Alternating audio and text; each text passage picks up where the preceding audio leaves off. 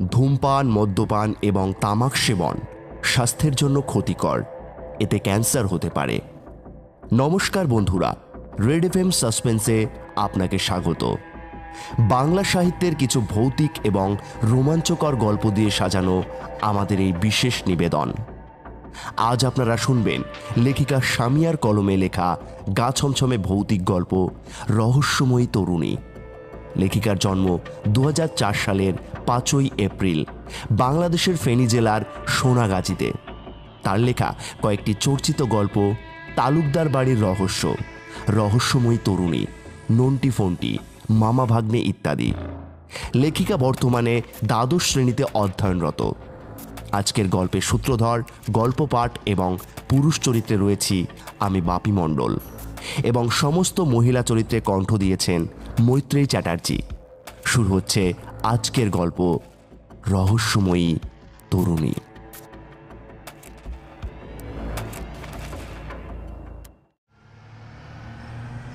আমি আর হৈমন্তী কয়েকদিনের ছুটিতে দিল্লি থেকে গ্রামের বাড়িতে বেড়াতে যাচ্ছি। রাত 11টার সময় আমরা বাস থেকে নেমে পড়ি।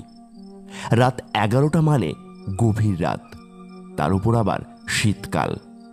আশেপাশে কোনো গাড়িরও চিহ্ন নেই। এত রাতে গাড়ি পাওয়া সাপের 5 পা দেখা সমান। গাড়ি পাবে না এত রাতে। সময় নষ্ট না করে বরং হাঁটা শুরু করো। এত রাতে গাড়ি পাওয়া মুশকিল আমিও জানি, তাই সময় নষ্ট না করে আমি আর কাজল টর্চের আলো দিয়ে এগোতে থাকি। আমাদের বাড়ি গ্রামের প্রায় শেষ মাথায়। অনেক পথ হাঁটতে হবে। আমরা জমির মাঝের পথ দিয়ে হেঁটে চলেছি। ধান নেই জমিতে, কোথাও কোনো আলো নেই, নির্জন পথ। কিছুক্ষণ হাঁটার পর আমরা দূরে আলোর চিহ্ন দেখতে পাই। হৈমন্তী আমাকে বলে, হয়তো কারো বাড়িতে আলো জ্বলছে। হতে পারে, এগোতে থাকি, দেখা যাক কিসের আলো। আমরা দুজন আবার চুপচাপ হাঁটতে শুরু করি। অনেকক্ষণ হাঁটার পর আমরা সেই আলোর কাছাকাছি চলে আসি। ওটা একটা পোড়ো বাড়ি ছিল। পোড়ো বাড়ির বারান্দাতেই আলো জ্বলছিল। এই খোলা মাঠে পোড়া বাড়ি এলো কোথা থেকে সে কথা আর ভাবলাম না। হয়তো আগে এসব মাঠ ছিল না। বাড়িটা এত বেশি বিধ্বস্ত না, মোটামুটি আছে। আমরা দুজন সেখানে পৌঁছে দেখলাম একজন লোক পোড়ো বাড়ির বারান্দায় বসে আছে। বয়স 50-55 হবে। আমাদের দেখতে পেয়ে উনি উঠে দাঁড়ালেন। আমি তাকে জিজ্ঞেস করলাম, এত রাতে সবাই ঘুমাচ্ছে, আপনি কেন জেগে আছেন?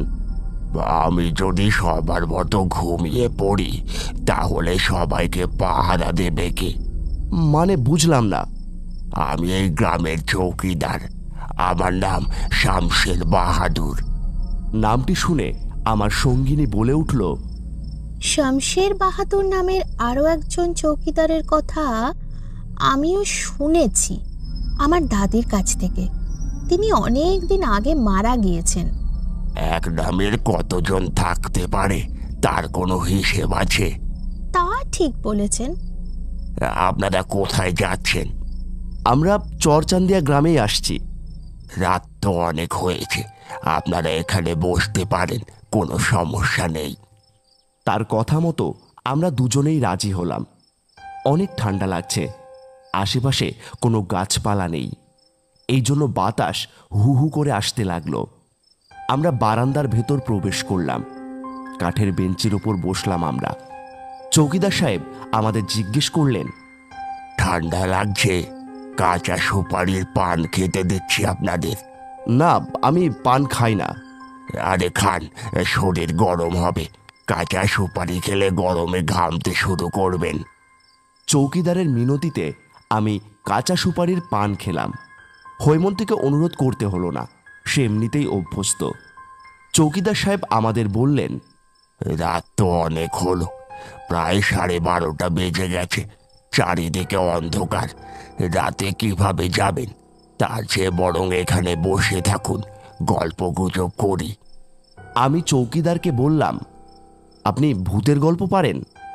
হ্যাঁ পারি, তবে এটা গল্প নয়, সত্য কাহিনী। কাঁচা সুপারি খেয়ে আমার গা ঘামতে শুরু করলো। আমার মাথা ঘুরছে। আমি কাজলের কাঁধে মাথা রাখলাম। 1 সেকেন্ড পর চৌকিদারকে বললাম, কি হলো, গল্প বলুন। হ্যাঁ হ্যাঁ বলছি। আমার বয়স তখন 23 বছর। আমি 20 বছর বয়স থেকেই কিন্তু এখানে নিযুক্ত আছি। আমাদের পাশের গ্রামের একটা অতি সুন্দরী মেয়ে ছিল। কি তার গায়ের রং রাতের বেলা জ্যোৎস্নার মতো জ্বলত। তার চুল ছিল রেশমি সুতোর মতো চকচকে ঝরঝরে। হাতের আঙুল ছিল চিকন লম্বা লম্বা। কি যে সুন্দর! তার দাঁত যেন প্রকৃতির নিজের সুন্দর করে সাজিয়েছে। কি তার হাসি! মেয়েটার নাম ছিল পূর্ণা। মেয়েটার বয়স ছিল 20 বছর। আমাদের পাশের গ্রামেরই মেয়ে, কিন্তু আমি জানতাম না মেয়েটার বাড়ির ঠিকানা। এত কিছু জেনেও লাভ নেই। আমি যে মেয়েটাকে ভালোবাসতাম এটাই বড় কথা। কেন, আপনি কি পূর্ণাকে মোটেও চিনতেন না? পূর্ণা তার পরিবার সম্পর্কে আমাকে বলেছিল। তার পরিবারে নাকি মা ছাড়া কেউ নেই। হ্যাঁ বলছি। একদিন রাতে এখানে মেয়েটি আমার সাথে দেখা করতে আসে। আমরা অনেকক্ষণ কথা বলি। পূর্ণার হঠাৎ জ্বর আসে। তখন গ্রামের মন্দিরে কেউ পূজা দিচ্ছে। রাত বেশি না, ভালো মেয়ে, একদম সুস্থ ছিল। পূর্ণা আমাকে বলে, বাহাদুর, আমার গা জ্বালা পোড়া করছে, জ্বর আসছে আমার। তুমি এই বেঞ্চটার ওপর বসো, দেখি কি করা যায়, ঘাবড়ে যেও না। ক্রমশ পূর্ণার নিস্তব্ধ হয়ে যাচ্ছে। আমি অবাক হয়ে তাকিয়ে আছি। পূর্ণার দুধে আলটা গায়ের রং কালো হতে শুরু করলো। আমি কালো জ্বরের কথা মাথায় আনলাম। আমি দ্রুত তাকে কোলে করে হাসপাতালের উদ্দেশ্যে ছুটলাম। আমাদের এদিকে খুব কাছে একটা হাসপাতাল আছে। পথে আমি দেখতে পেলাম বড় একটা পলিথিন আমাদের সামনে দিয়ে হেঁটে হেঁটে রাস্তা পার হচ্ছে। কোনো বাতাস নেই।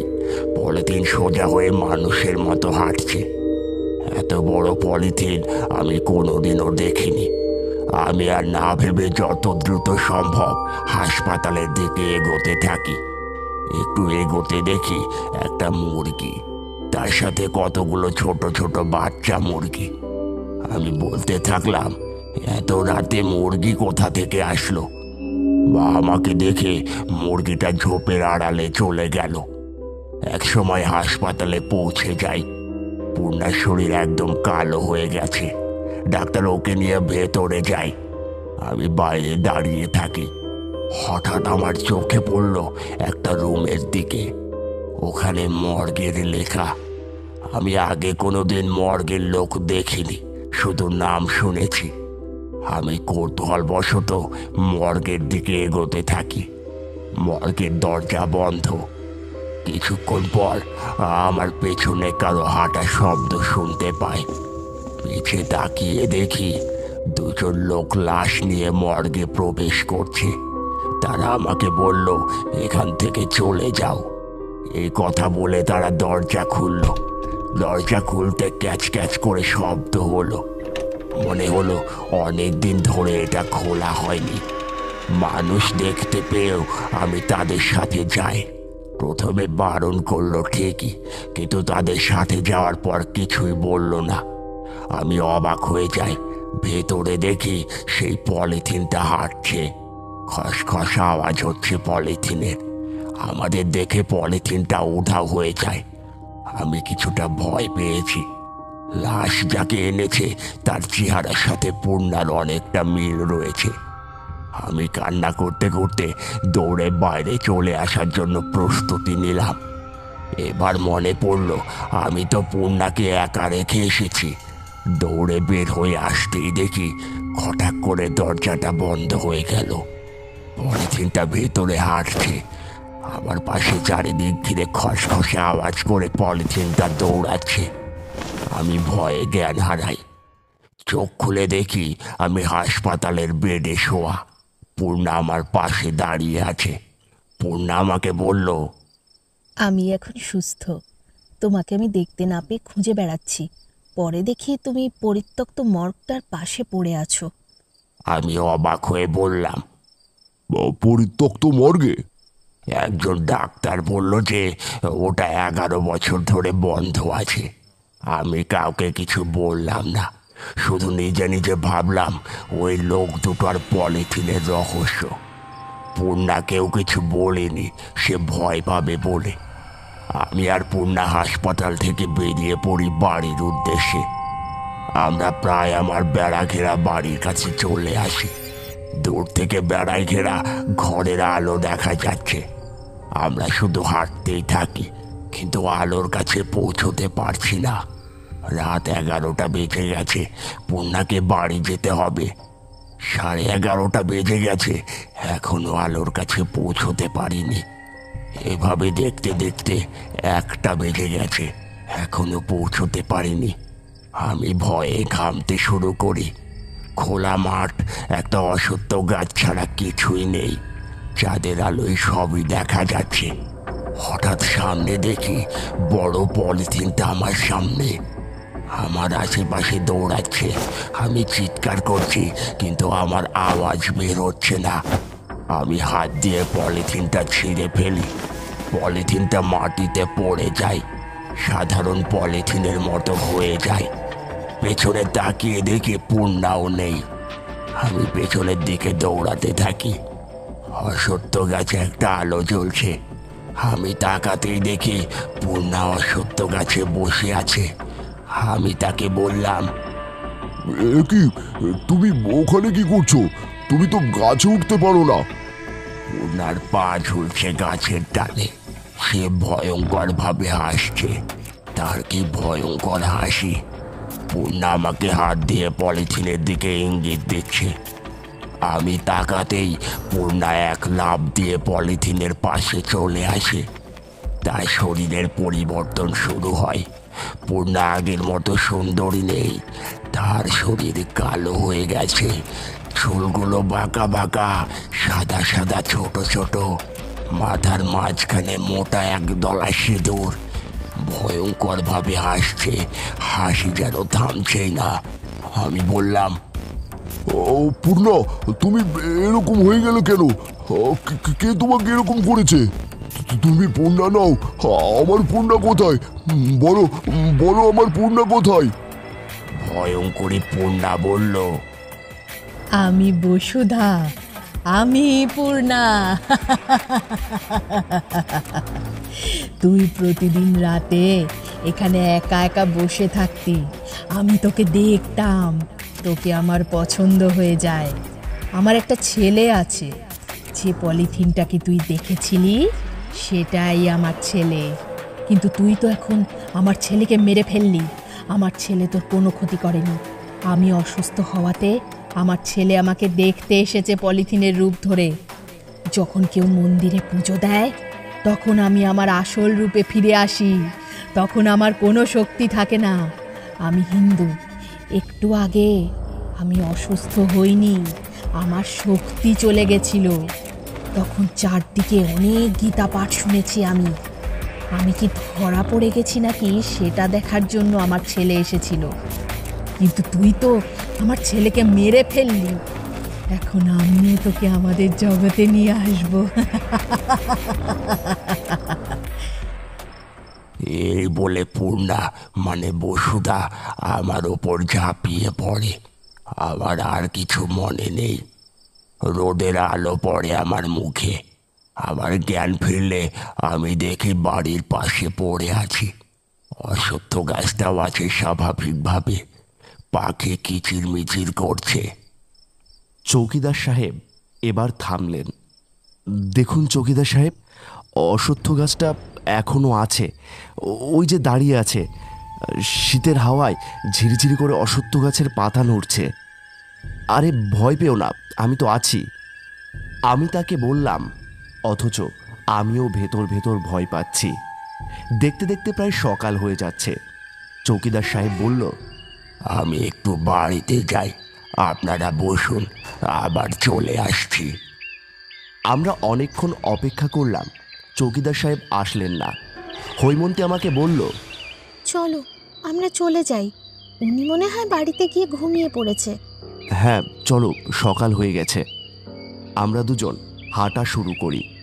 একটু যাওয়ার পর দেখা হয় আমাদের দুঃসম্পর্কের এক দাদুর সাথে। নমস্কার, কেমন আছেন দাদু? বারে, তোমরা কোথা থেকে আসছো? ঢাকা থেকে বাড়িতে যাচ্ছি। রাতে কোথায় ছিলে? শামশের বাহাদুর চৌকিদারের পুরো বাড়ির বারান্দায়।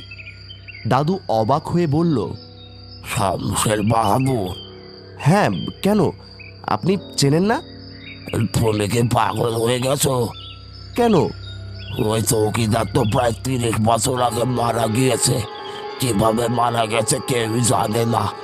সকালে জমিদার বাড়ির সামনে তার লাশ পাওয়া যায়। আমি বললাম, ওই যে দেখুন, তার পুরো বাড়িতে আলো জ্বলছে। আমরা পেছনেই তাকাতে দেখি সেখানে কোনো আলো নেই, পুরা বাড়ি নেই, শুধু অশ্বত্থ গাছটা দাঁড়িয়ে আছে। আমি আর হৈমন্তী ভয় পেয়ে যাই। আমি মনে মনে বললাম, কাল সারা রাত কার সাথে ছিলাম? আমরা কথা না বাড়িয়ে দ্রুত বাড়ির দিকে হাঁটা শুরু করি। পথেই আমরা একটা রিক্সা পাই, ওটাতে করে বাড়িতে চলে আসি।